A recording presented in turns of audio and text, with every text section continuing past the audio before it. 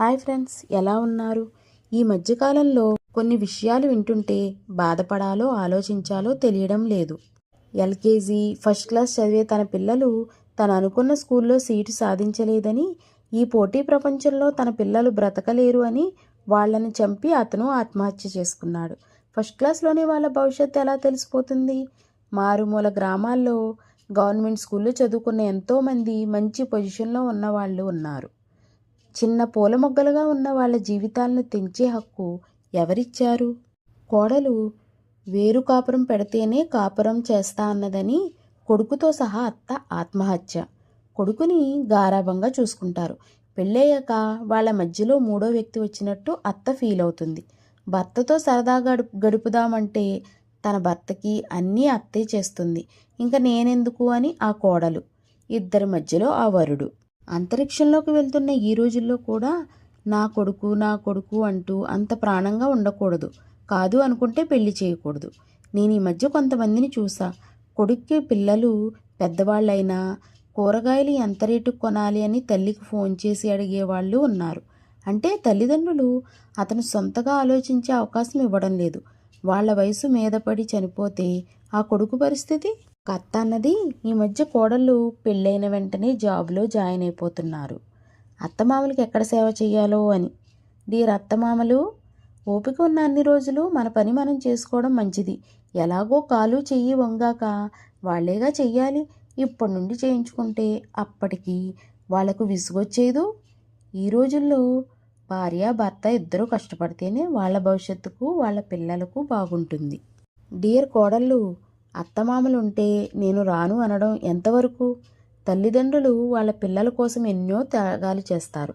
వాళ్ళ భవిష్యత్తు కోసం రాత్రి పగలు శ్రమించి రెస్ట్ తీసుకుందామనే టైంలో ఎందుకు మనిషికి సమస్యలు? మీ భర్త కావాలి కానీ అతన్ని ఆ పొజిషన్లోకి తెచ్చిన వాళ్ళు వద్దు.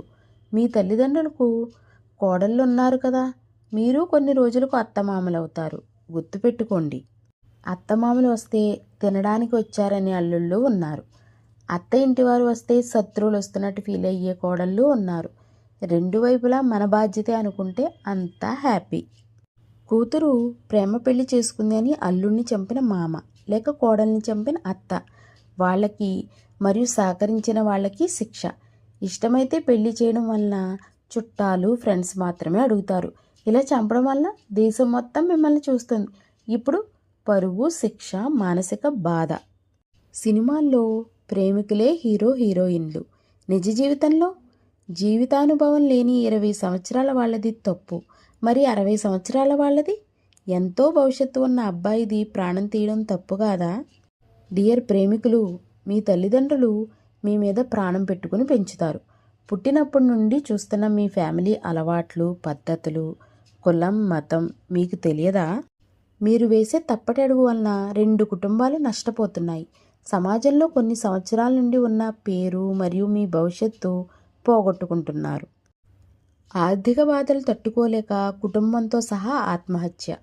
జల్సాలు చేసి అప్పులు, బిజినెస్ చేసి నష్టపోవడం, వేరే వాళ్లకు హామీ ఉండి వచ్చిన జీతం చాలక కొంతమంది. కానీ చనిపోవడం మార్గం కాదు. నిండా మునిగే వరకు కాకుండా ముందే మేలుకోవాలి. ఆస్తులు అమ్మి తీర్చుకోవచ్చు, లేదా కొన్ని రోజులు ఊరు వదిలిపోవచ్చు. కానీ ఎంతో పుణ్యం చేసుకుంటే రాని మానవ జన్మ చంపుకోవద్దు. భార్య మీద అనుమానంతో భార్యను హత్య చేసిన భర్త, భర్తతో కాపురం ఇష్టం లేక భర్తను వదిలించుకోవడానికి ప్రియుడితో కలిసి భర్తను. ఏదైనా జరిగాక పోలీసులు వదిలేస్తారా? 7 ఊచలు లెక్క పెట్టాలి. చట్టం ఊరికే వదిలేయదు కదా. మీ పార్ట్నర్తో కలిసి ఉండడం ఇష్టం లేకపోతే ఎవరి దారిని వాళ్ళు వెళ్ళిపోండి. వెళ్ళనివ్వండి.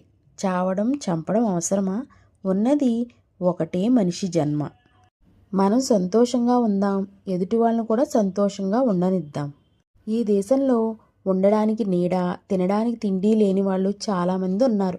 అన్నీ ఉండి లైఫ్ పాడు చేసుకోకండి. ఉంటాను ఫ్రెండ్స్. ఇట్లు మీ గీత.